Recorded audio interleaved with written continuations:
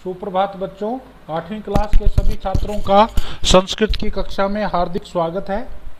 आज हम 8वीं कक्षा में सफलम तस्य जीवितम पाठ 7 सप्तमः पाठः और पहला भाग पढ़ने जा रहे हैं, जिसमें हम अलग अलग 5 श्लोक पढ़ेंगे।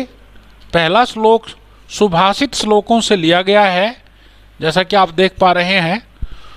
वाणी रसवती यस्य यस्य श्रमवती क्रिया लक्ष्मीः दानवती यस्य सफलम तस्य जीवितम। वैसे तो यह श्लोक 7वीं क्लास में भी आपने पढ़ा था, एक बार फिर से आप देखिए। जिसकी यस्य छठी विभक्ति एकवचन है, यस्य वाणी रसवती भवती, जिसकी वाणी मीठी होती है। क्रिया श्रमवती, जिसकी क्रिया मैंने कार्य श्रमवती परिश्रम से युक्त होते हैं, अर्थात जो मेहनत से काम करता है। यस्य लक्ष्मीः दानवती, जिसकी लक्ष्मी दान के लिए है। लक्ष्मी का अर्थ है धन दौलत या रुपए पैसा, अर्थात मेहनत से कमाई जो करता है व्यक्ति, अपनी कमाई में से कुछ अंश दान में भी लगाता है। तस्य सफलम जीवितम भवति, उसका जीवन सफल होता है। इसके साथ इसकी हिंदी लिख दी गई है। जिसकी वाणी मीठी है, जिसके कार्य परिश्रम से युक्त हैं, जिसका धन दान के लिए है, उसका जीवन सफल है, उसका जीना सफल है। भावार्थ देखें जो आपकी पुस्तक में दिया हुआ है, आप अपनी पुस्तक में भी साथ साथ देखते चलें। यस्य यह मनुष्य सर्वदा मधुरम वदति, जो मनुष्य हमेशा मीठा बोलता है। यह च सर्वाणि कार्याणि परिश्रमेण करोति, और जो सारे काम मेहनत से करता है। यह जनः अर्जितस्य धनस्य आवश्यकतानुसारम यथाशक्ति दानम करोति, और जो मनुष्य कमाए हुए धन का आवश्यकता के अनुसार शक्ति के अनुसार दान करता है, सह जीवने सर्वदा सफलताम प्राप्नोति, वह जीवन में हमेशा सफलता को प्राप्त करता है। इसकी हिंदी भी यहाँ पर लिख दी गई है आपकी सुविधा के लिए। जो मनुष्य सदा मीठा बोलता है, जो सारे कार्य मेहनत से करता है, जो कमाए हुए धन का आवश्यकता के अनुसार यथाशक्ति दान करता है, वह जीवन में हमेशा सफलता को प्राप्त करता है। ये श्लोक और इसका भावार्थ हो गया।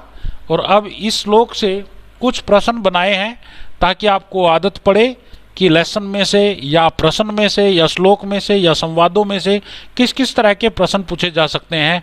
ये प्रश्न की तैयारी आप अवश्य करें। मनुष्यस्य वाणी कीदृशी भवेत, मनुष्य की वाणी कैसी हो। उत्तर सामने लिख दिए गए हैं, रसवती। मनुष्यस्य क्रिया कीदृशी भवेत, श्रमवती। मनुष्यस्य दानवती का भवेत, मनुष्य की दानवती क्या हो, दान करने के लिए क्या हो, तो लक्ष्मी धन दौलत।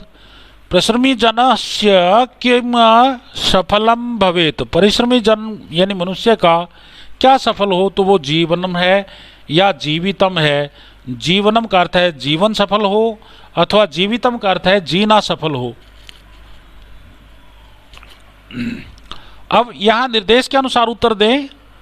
वाणी रसवती अनयो किम विशेष पदम, वाणी और रसवती इन दो शब्दों में विशेष पद क्या है, तो यहाँ पर वाणी प्रधान है, वाणी विशेष्य है। रसवान क्रिया का स्त्रीलिंग में श्लोक में क्या शब्द प्रयोग किया गया है, तो रसवती शब्द आया है। क्रिया श्रमवती, इन दो शब्दों में विशेषण पद क्या है, तो श्रमवती विशेषण पद है। लक्ष्मी ही दानवती अनयो किम विशेष्य पदम, विशेष्य लक्ष्मी है, तो यहाँ पर लक्ष्मी दे दिया गया है। सफलम जीवितम अनयो किम विशेषण पदम, तो जीवितम सफलम दो शब्दों में सफलम जो है वो विशेषण पद है। इस प्रकार से आप आगे दूसरा श्लोक देखें। सुधा का अर्थ होता है भूख, समम मैंने जैसी, नास्ति नहीं है, शरीर पीड़नम शरीर की पीड़ा। चिंता, चिंता के समम मैंने समान, नास्ति नहीं है, शरीर शोषणम शरीर को सुखाने वाली। विद्या, विद्या के समम मैंने समान, नास्ति नहीं है, शरीर भूषणम शरीर का आभूषण। उपशमा समम, क्षमा के जैसा नास्ति नहीं है शरीर रक्षणम, शरीर का रखवाला। अर्थात परिश्रम के जैसा शरीर का कोई रखवाला नहीं है। अब यहाँ पर एक बार फिर से देख लिए, भूख जैसा शरीर के लिए कोई पीड़ा देय नहीं है, चिंता के समान कोई शरीर को सुखाने वाला नहीं है, विद्या के समान कोई शरीर का आभूषण नहीं है, और क्षमा के समान कोई शरीर का रखवाला नहीं है। अन्वय देखें आप, सुधा समम शरीर पीड़नम न अस्ति। सुधा मैंने भूख के समान शरीर के लिए कोई पीड़ा नहीं है। चिंता समम शरीर शोषणम न अस्ति, चिंता के समान शरीर को कोई सुखाने वाला नहीं है।